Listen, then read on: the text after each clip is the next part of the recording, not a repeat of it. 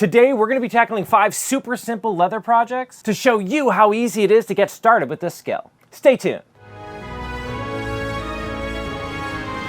Greetings, adventurers, and welcome to Skill Tree, where we learn how to do just about everything. Now, one of the most common comments we get in our comment section down there is that it's hard to figure out exactly where to begin with a new skill. And I get it, that can be really intimidating to get into. So today we're going to take a little bit of time to show 5 really easy projects, but more than that, show how to have kind of a mindset to learn while we're playing with them. You'll see what I mean when I get into it. But before we get into it, if you've seen us before and you like what we do here, please hit that subscribe button. And if you've already hit that subscribe button, make sure you hit the bell because it really helps the channel out. All right, without much further ado, let's just jump right into it. So before we start, we're going to remove one of the main problems here, which I think is me. Because if you've followed this channel at all, you know that I've been working on leather projects for quite some time now, and I'm far from like a newbie at this. But Maddie, now that's a different story. She, although a big part of this channel, mostly has no idea what she's doing. I mean, it's true though. I have set her adrift with just a pile of leather, my tools, and no guidance on how to do these things. What could go wrong? So we tried to put these 5 things in order from easiest to like most complex, so let's see how we did here. The first one we're going to start with is actually one of these little belt loops here. These are usually used for like holding your mug on your belt or really anything on your belt while you're at an event, and they are so clutch. Like having them is a game changer. But they're really simple. They're just a strap of leather with some hardware on it. So Maddie starts with a strap of leather that I had in my pile that's about 1 foot long by 1 inch wide. Really, to do this project, that's mostly all you need. But Maddie wanted to make the outside edge of that look really rounded and nice. So she was able to find one of these rounded punches in my collection here. Using this, she just cut the very end of that strap to have a nice rounded appearance. Now, if you don't have one of these, don't worry about it. I didn't for the longest time. You can do something like use the edge of your cup to kind of put over it and trace it or something. Or just kind of freehand it if you think you can do that. You don't need fancy tools to do most of this. That said, stick around with us. I'm going to tell you how you can win some tools at the end of the program. Now, after she's rounded off that edge, she went back in with our edge beveler just to take a slice off of that corner edge of the leather and round it all off. Then she goes back in with a slicker brush to make sure it's nice and smooth. We'll be covering some of these tools a little bit more as we continue on with this project, but we also have this playlist up here if you're a total leather newbie and you want to kind of get started. But with that, we're kind of already almost done here. So next, all she does is she folds it up so that it'll be into the final configuration like you see here, with that top loop being where your belt will go through, and that bottom loop that opens and closes where things like your mug or your sword or whatever will hang. To keep that top loop closed, she's going to be using these rapid rivets here, being sure to pick out ones that are kind of just big enough to make it through both pieces of leather. It's really hard if you mistakenly grab one that's like too big and you start to hammer it in, the caps will actually start to be crooked and look kind of funny. Or if it's too small, it won't seal at all, right? But with those selected, she next measures out where she wants those to land and marks them with an awl before busting out a hole punch and punching through both pieces of leather. Now with those holes in place, all she has to do is pass the stem of those rapid rivets through those holes and then add the tops of those rivets, snapping them into place.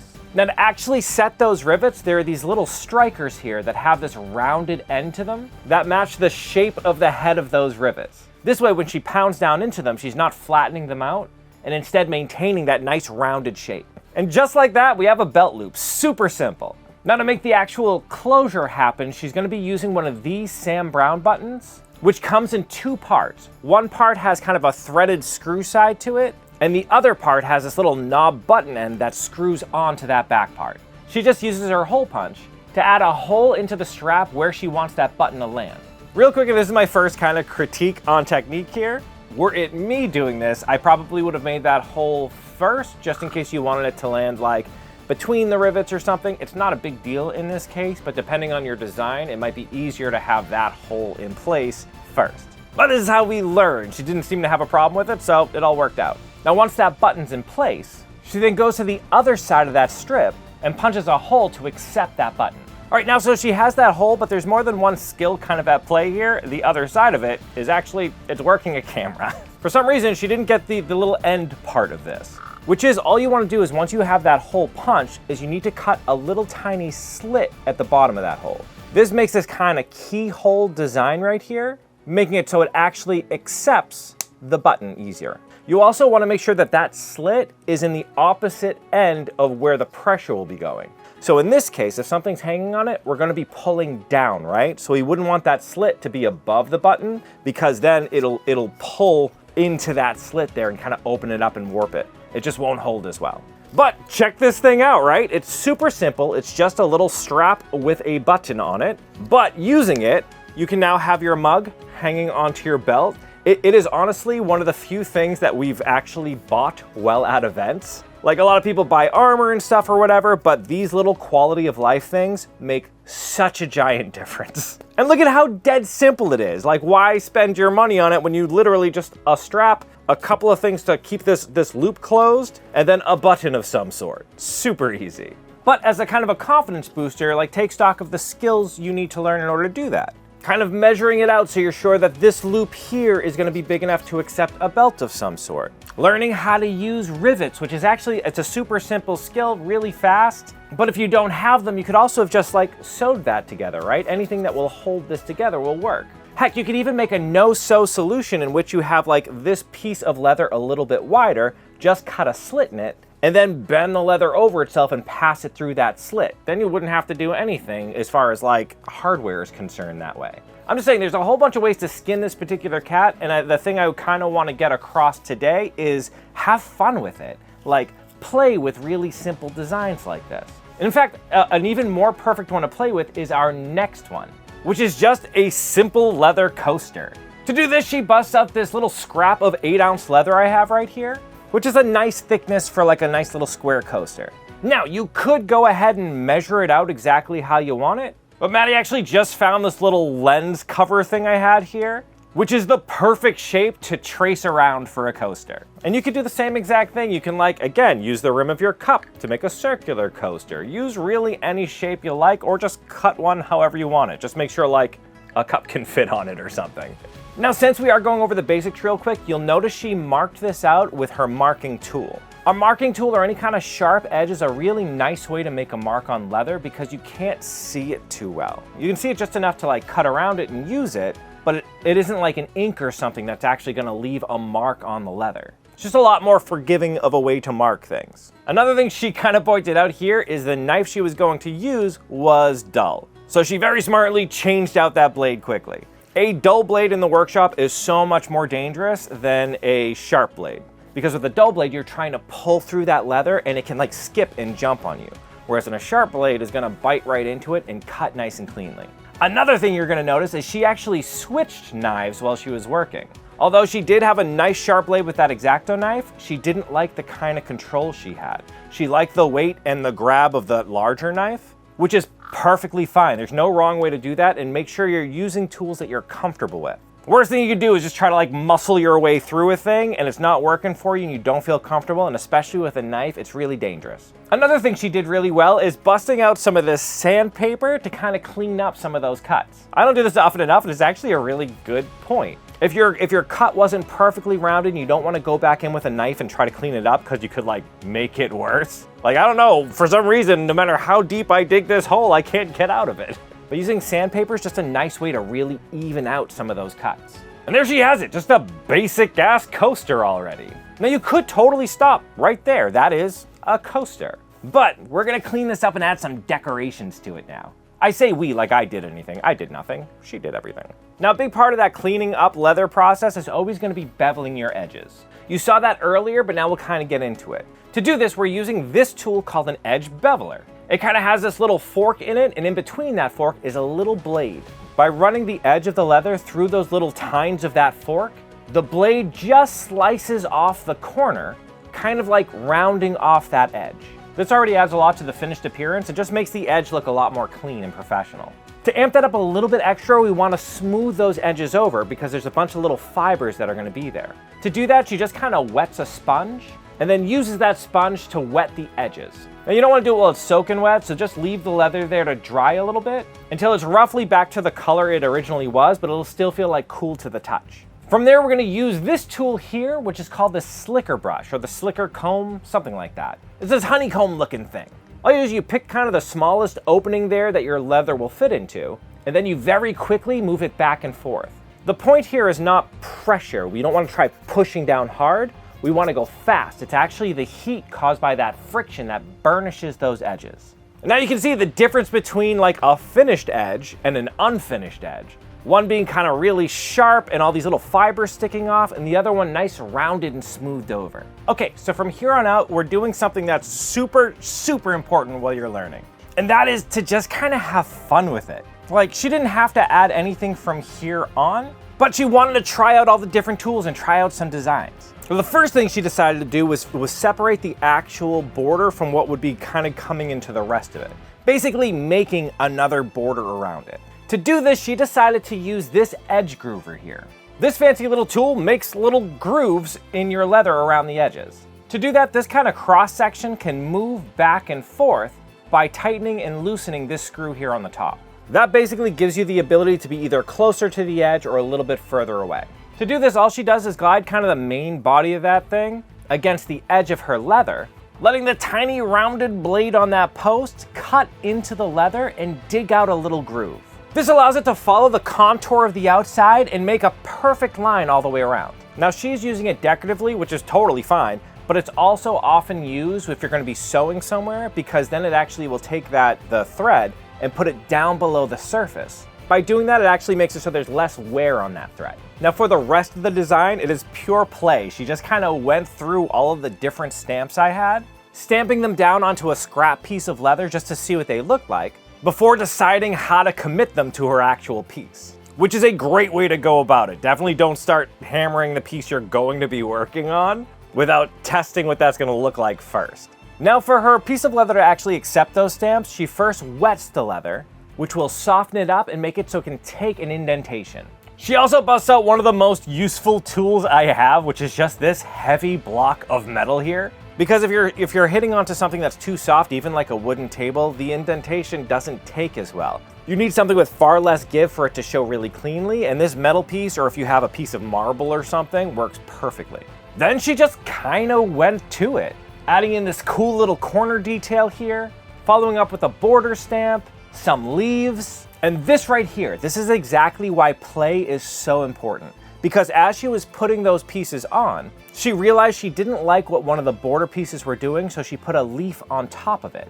The problem is you can't just do that because you're going to see whatever you stamped last through the new stamp, right? But then she did something that I just had never thought of. She re-wet the leather and then went back in with the stylus and just kind of scribbled out the old stamp, adding in a little bit more detail to the leaf. I honestly never would have thought of that. I didn't think that would work, but it totally worked. Like, you can faintly see a little bit in the background, but only if you were being super nitpicky and looking really close. That is legitimately cool. I didn't know you could do that. That's neat. From there, she continued to play, just adding like flower designs and stuff. And at the end of the day, she had a really nice looking coaster. Like, look at that. That's cool. If you want to be nitpicky, like some of the areas where the stamp lands and stuff is just a little off, but the whole point of this was to play with the stamps to learn what the leather did. And honestly, she did a thing I didn't know leather could do. All that said, I think a big thing that holds us back is we're afraid of doing something incorrectly, right? I think a lot of people don't start a skill or don't start trying a thing because they're afraid that the end result isn't going to be the thing they see in their head. That's fine. I think you should start with projects like these that you know you're just playing with it. It's just to learn what the material does. If you're blacksmithing, just start heating up metal and hammering it and see how the metal moves, right? By doing that and having fun with it, you're gonna learn way more than trying to hold yourself to an actual project that you're like, it's your baby, and then getting upset when things aren't coming out right because you haven't taken the time to like learn it and have fun with it. Okay, so far we've learned kind of taking a strap and adding some hardware to it to make it useful. Then we reinforced doing some edge work and getting that clean, and then learned how to stamp some stuff. But with both of these, the leather stays roughly the same shape, right? This is still strip O leather, and this is still square O leather. So the next easy one we're gonna get into is actually just making a leaf out of leather, which is a fantastic way to learn how to wet form. So as you saw, leather does a really cool thing. It gets soft when it's wet, allowing you to like make indentations into it. But it also does a cool thing is if you wet it enough, you can then form it, and once it dries, it stays in the position you formed it in. So to practice this, Maddie grabbed this picture of a leaf from online, and she'll be using this 4-ounce veg tan leather to play with. She started just like before, wetting the leather down so that it can take a mark. Then she adds some plastic over the top of it to protect her paper, and positions that leaf image over the top. After taping it in place so it doesn't move, she goes over all of the lines with a stylus, which imparts the impression of the image onto the leather. Because remember, just like we learned before, once it's wet, it takes an impression really easily. You don't even have to push down very hard. From there, she just used her razor knife to cut out that leaf. And there you have it, perfect little leather maple leaf. This is actually a really fun project to do with kids too, like here in New England in the fall time, making a bunch of little leather leaves is like perfect, it's cool. But we're gonna be working and shaping this leather, and if you just have the indentation from the stylus in there, you working it is actually gonna muddy up that image and is going to kind of make it disappear. So in order to make sure things stay in the leather, Meta uses what's called a swivel knife. This is just a knife on a swivel. That swivel makes it really easy to follow along kind of rounded and ornate lines, and is a great way to cut in those lines so they don't disappear. Now that those are secure, she throws this whole thing into a little bowl of water and gets it good and soaked. By letting it absorb all that water, it makes the entire piece kind of floppy and easy to maneuver, which is great because she wants to make it shaped like a crumpled up leaf here. So she just starts kind of bending it and folding it, making it do what a leaf do. Like along the kind of veins and ribs of the leaf, she wants to bend them and fold them so those stick out further than other things do. Then once she has it folded up like she likes, she just grabs a hairdryer to speed up the drying process. You don't need a hairdryer to do this. You can leave it somewhere warm or just leave it alone for a few days, just so long as it doesn't like try to flatten itself out or curl in on itself, because sometimes it can do that. But check this thing out. It looks so cool. Like, look at that. That's a little leaf. And it goes a long way of kind of just teaching you what leather does, right? Like this is fully dry right now, and I can't really unfold it. I can try, but it always kind of springs back to where it was. But that's a damn cute little decoration. That's cool. And by knowing that, you can do a bunch of other things with leather too, right? Like I've seen people make phone cases by shaping the leather around their phone and letting it dry. It's a great way to make custom little pocket knife sheaths, right? Just form it around your knife, let it dry. So many different applications off of a very simple skill with leather. All right, so adding basic hardware, doing some basic tooling, doing some basic wet forming. I think the only thing we're missing in this equation is actually stitching. Stitching is nice to get into because you don't need any of the extra tools that come with hardware, but there's a lot to do around stitching. That said, Maddie found a really simple project to work on to practice her stitching. Namely, one of these little magnetic bookmarks here. And again, she's doing all this with no real plan. I just kind of left her with leather and tools, and this is all off her dome piece here, which I'm really impressed by. So to do this one, all she did was mark up the leather roughly the width of the ruler, and then cut away the excess, leaving her with these two identical pieces that are about 1 inch wide and 2.5 inches long.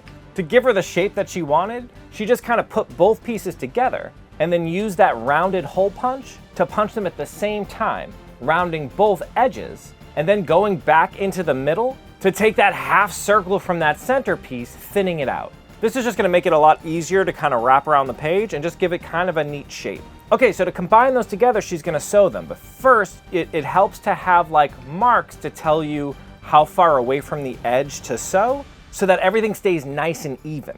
To do that, she's just using a wing divider here, which is basically like a compass with spikes on the end of it that mark the leather at a certain distance. So just by kind of like guiding it along the edge of the leather, just like the edge groover earlier, it'll just leave a faint little line at the same distance all the way around the corner, or around the edge. Once she had her line in place, she actually used a tool that I've had for a while, but I've never used myself. And that's these little stitching wheels here. Basically, it looks like a little spur that you can roll onto the leather, and it'll just make even little kind of prick marks everywhere that it touches. By doing that, all you have to do is kind of follow your line that you made, and you're gonna have a little divot everywhere that a stitch hole needs to go. She then just went back around, using an awl to pierce through both pieces of leather at the same time to make sure they match up, which is actually perfect for this application. See, I usually end up using what's called like a pricker fork or a stitching fork, but because that's such thin leather she's using and it's so close to the edge, every time you do that, it actually, it takes up some space. So that edge is gonna end up being kind of wavy, if not like breaking through to the outside. by using this to mark it and then using this really sharp awl, she's able to get perfect holes all the way through without worrying about any of that other stuff. Next, she threads her needle and sends it through the underside of one of those pieces so that the knot is going to end up being between the two pieces and hidden. Then she does a simple running stitch all the way inside that inner arch, reaching the end and then turning back around and hitting the hole she missed. We have a whole video on stitching here, but basically a running stitch is like the most basic of stitches you'd imagine in like a cartoon, right? It goes in one hole, out the next hole, in one hole, out the next hole. But then that leaves little vacant spaces between the stitches. By then going back and going in the opposite direction, you're gonna fill back in those spaces and it's gonna look like nice and clean and even. When she finished this run, she again passed it so that it only went through one layer of the leather so that she can tie off that knot and have them hidden in between the two pieces. Now you'll notice she left the ends open here. That's because she's gonna slide these magnets here to make it a nice little magnetic closure. After sticking that magnet in place, she did exactly the same thing to close up the ends, leaving us with this cool little bookmark here, which I kind of love. Like, look at this little thing, ready? It goes, snap, it totally works. I think that's neat. And again, she did this really fast to practice stitching, but if you went ahead and really rounded it off or you added some stamps and designs, you can make this thing look damn cute. I kind of love that. That's neat. I think if I were to redo this design, I'd probably use a thicker piece of leather. She used about 2 ounce here, a really thin piece, which is good because she doubled it up and we can still have this motion here. So that's why she did it. But if you use like maybe a 4 ounce piece of leather, you leave the middle so that it's only one thickness, and then actually just kind of sew on or fold over the ends and sew those closed. That thickness is going to allow for you to groove to hide these stitches in a little bit more and also give you a little bit more depth to be able to add stamps and stuff to it. This is not wrong. I'm not saying that. I'm saying after looking at the way it's built, that might be a different way to approach it. And again, that's part of the fun of doing it this way. By just playing with it, we now have an idea of like, you know what, this works, but if I were to do it again, how would I do it to change it now that I see its finished form? You'll learn way more by just kind of jumping into it and doing the thing than you ever would just sitting there and hemming and hawing and watching 1,000 videos, right? Not that I don't want you to watch my videos, but definitely go out and try stuff too. Okay, so for our last project, she decided to combine some of these together here and also add in one last thing, and that's actually adding color to the project. So far, she made all of these, but just kind of like did them to play and left them in their unfinished state. This next one she's going for. And the design is one of these cool cup caps here, which I friggin' love. Like one, you should never walk away from your cup anyways, especially when you're out at events or whatever, because people are scary. But also it protects your drink. It makes it so that if you do have to walk from one place to another, you're not sloshing around. I don't know, I just think it's cool. And it is dead easy. She's using this mug as kind of her template to go off of, and this piece of 4 ounce veg tan leather to actually make the thing. She starts by measuring the top of that cup, and then adjusting this little compass here to be half of that measurement so she can get a perfect circle around. Again, if you don't have the compass, it's fine. She could have actually just put the cup down and traced around it, right? But the reason she did it like this is it gave her an easy center point that she knew for a fact was the center, so that she can then make that thing about 1 inch wider and make a secondary circle all the way around it. Because this thing needs to actually go around the cup and close. So if you just made it the top, there would be nothing to actually go around the sides, right? After that, she just used her razor knife to cut out that outer circle. You'll notice she also added this secondary circle kind of between the two. This is the line she's going to be using so that she knows where to place her holes so that when she adds her strap to tighten it up, she knows where it'll go. Speaking of which, in order to figure out exactly how to space those holes so they're even, she just adjusted this wing divider to be about 1 inch wide and then just walked it along that line. By doing that, you're going to leave little impressions telling you where each hole needs to go.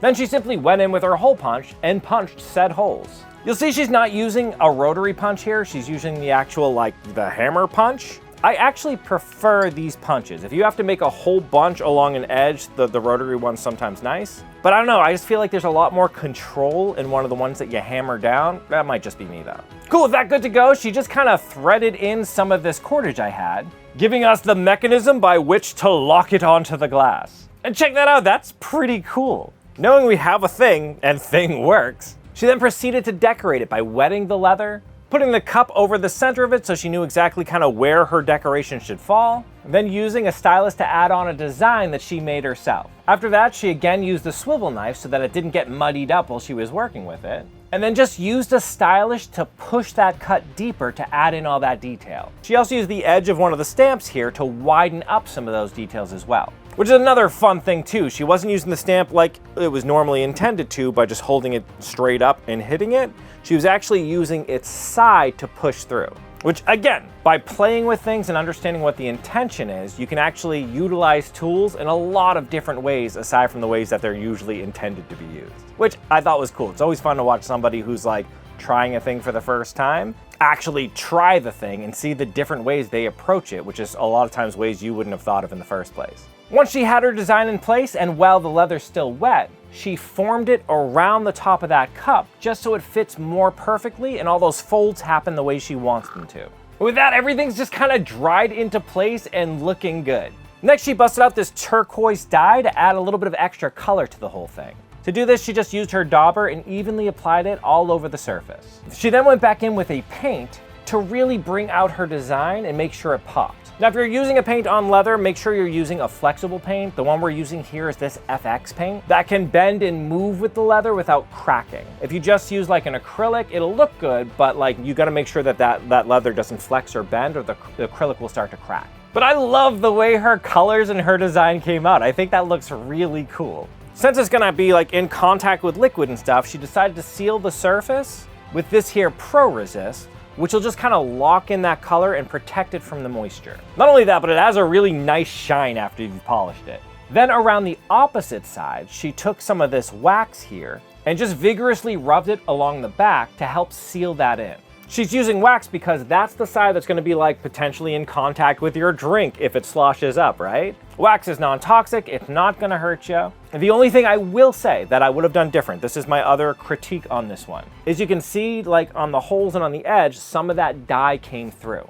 If you go back to my earlier projects, I used to do this all of the time. I'd really worry about making sure the dye in the front looks good, but like through the back side of it, it would come through my stitch holes or it'll come through wherever I poked holes to put hardware in. It really isn't a big deal, but for that extra kind of professional look, you can either color the back to make sure that that's like, you know, uniform, or in a case like this where it might be coming in contact with food surfaces, you can kind of tape up those holes or be really careful around those holes just to make sure bleed through doesn't happen.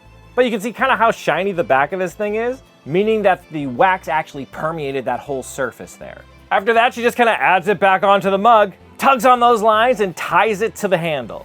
And look at how cool this thing is. Like it holds on well, like I have to pull it to get it off of the cup. And if you're working with something that actually has like a rim to it, it would hold on even better, right? Because it was secure around that rim. But like it ties onto the handle so you can open it and it stays put while you do your thing. Then if you have to move or there's a lot of people on the table, you don't want them like sneezing in your cup or something, just close it.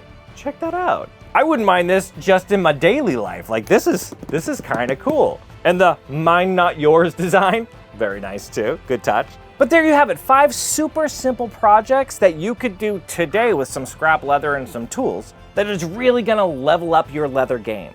Now, I know what you're thinking, but I don't have the tools to get started in the first place, or the other thing I hear a lot is that like tools are expensive to get started. No worries though, just write #craft down in the comment section below, and I'm gonna pick one of you at random to send this kit o' leather tools.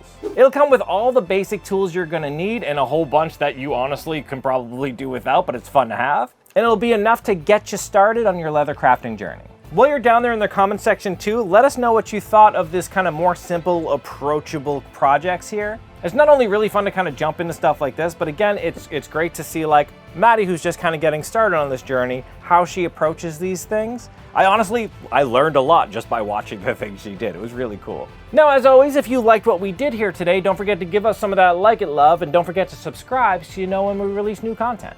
In the meantime, though, keep leveling up, you. You made it to the end screen. YouTube loves it when you do that. It's a fantastic way to support this channel. Another great way to support this channel is by joining these people's noble ranks. These are our Patreon members, and we can't do this without them.